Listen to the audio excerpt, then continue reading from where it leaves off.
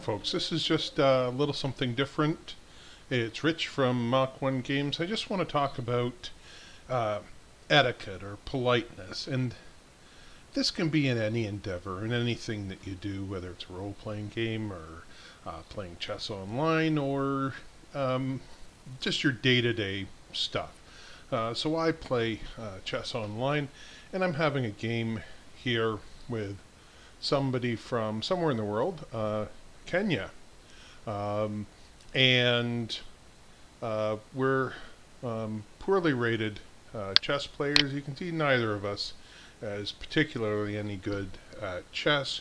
Really good chess players have scores of around 2,000, and so we're both obviously beginner level chess players. So the game starts out, and I'm playing white, and I push forward a pawn as I want to do, and I'm trying something new. This is called the English Open, and I make lots of mistakes and lots of blunders. Why? Because we're low-rated chess players. So he responds by taking the center, and the moves don't matter too particularly much for the point I'm trying to make, but I move my knight in. He pushes forward. So the idea is I'm trying to get control of the light squares here. He's blocking a light square. He can't push the pawn anymore because the knight's guarding it. Preparing to fianchetto my bishop, move it along this nice white diagonal. And now here he's threatening this piece here. He can't take it because of the king. I ignore that move and move my bishop into position to continue what's development. Now here he's threatening checkmate. This would be an easy win for him if he just moves the queen down here. That's checkmate. I have to respond to the checkmate either by putting a piece in front of it.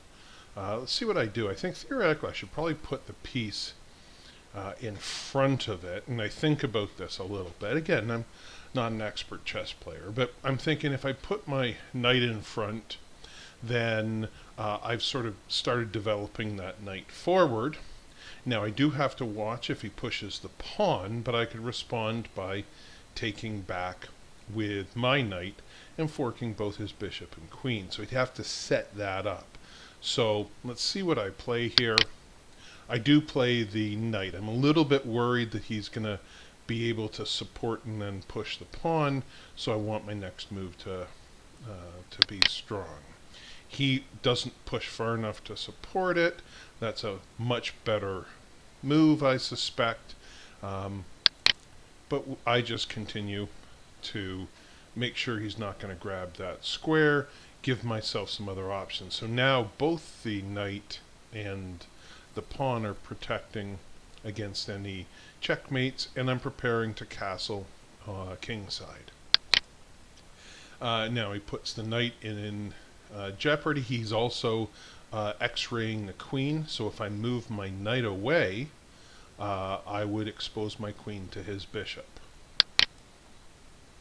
I ignore the threat for the moment. I'm looking to kick the bishop, figuring that if he moves this, again, like I say, if he moves the pawn forward to threaten the knight, I just retake. If he takes with the queen, I take with the bishop. He takes with the bishop, I take with the queen. I'm up a piece. So I'm not too worried at this point. So the game's going to progress. Now is where I push the my pawn to threaten his bishop, and we're playing reasonably. He moves that back. I move my bishop forward, which allows me some openness on this back rank, so I can connect these two towers. Towers work best if they're touching each other. And he responds. This is coming down. No immediate threat from that, but he's just looking for a nice place to outpost or sit that knight. Right now it's supporting any strike against the bishop. So here's where I move the knight in place, and it's now threatening the queen. This is a nice little square for it. If he pushes here. I still haven't castled yet. He hasn't castled yet. But that's, you'll see where that comes in. So he moves this piece over. So now I spend a little bit of time thinking about this position, all of 30 seconds, because these are 10-minute games. So you can see that his clock has 9 minutes on it. My clock has 9 minutes and 17 seconds. That we are 43 seconds into this game. So, excuse me. So now I'm considering what to do, and I decide just to go for my castle. Connect the bishops together with this queen so that my back rank is solid, moves the king into a safe space, and now I'd like to move my queen out from behind this X-ray, and I've got my pawns in a sort of forward position. So this is me trying to do the things that I've watched on chess videos that I'm supposed to do. And I've got a couple of nice places where I could put my knight. This move surprised me. So I'm not sure. This is obviously a blunder on his part. So we're minute and 12 seconds into the game. And what he's done here is he's threatening the rook, which is no threat because the rook is protected by both the queen, the other rook, the king, and the bishop. So the rook is under no threat. The knight is not protected. So he's threatening this knight, but he's blundered because now he's no longer protecting this pawn. And I move the knight here, forking both his king and his queen. So this is a tough spot. He has to move the king. There is no piece he can move to block the knight because knights jump. And he can't take the knight. There's no piece that can take the knight. So I think he's going to take a little bit of time to think about this. Obviously, he could move here. But he's going to lose the queen. My next move is going to be to take the queen, and he's going to get no compensation for it. Because if he moves this king forward, I take the queen, I'm threatening the bishop, and he's got to move the bishop. And then over I come here, and I'm going to take this piece as well. He's really in a bad spot. So his options are he's going to move the king up, he's going to move the king over. So he's got a few options and can take some time to think about it. But this twat, excuse my language, doesn't do any of that. He doesn't resign. He just, for 8 minutes and 48 seconds, watches the clock tick down. So he's planning on losing. But he's planning on losing by just simply letting the game time out. And this is bad etiquette. It's bad etiquette because either you're going to continue the game and you play and you make a move and you take the loss and you understand that we both suck at chess, we have poor ratings, we're prone to blunders. Every now and then I play a really good game and I have an accuracy rating in the 90%. Every now and then I play a game and I have an accuracy rating that sucks. And if you actually click on this game report here, you can see that this game here that I've played, I've got a 30% accuracy. So I played 2 best moves, 1 excellent move, 4 good moves, 2 book moves, and made 3 inaccurate moves. Now, no mistakes, no blunders, and no missed wins, but it's not a according to Hoyle kind of thing. I'm not a grandmaster. It's not like me taking the queen is going to lead to an automatic victory. Now, obviously, that little green star beside the rook move there indicates that yes, it was the best move, and I'm simply going to be up a queen at the end of this, and perhaps even more because I have what's called tempo. By the time he moves the king, I take the queen and I'm attacking the bishop with tempo. So rather than developing anything, he actually has to make a bishop move, which I'm imagining would be to move the bishop back to here to solidify the pawn, and then wait for me to blunder my own queen.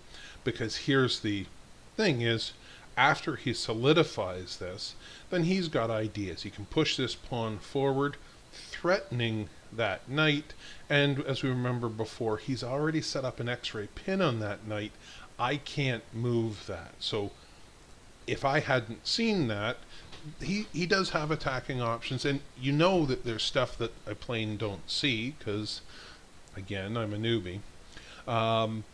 So please don't be like this. Give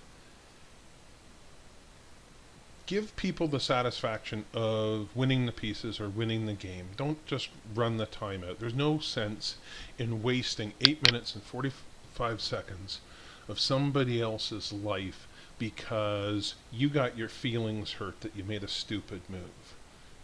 We're beginner chess players. We're going to make stupid moves. Play on or resign.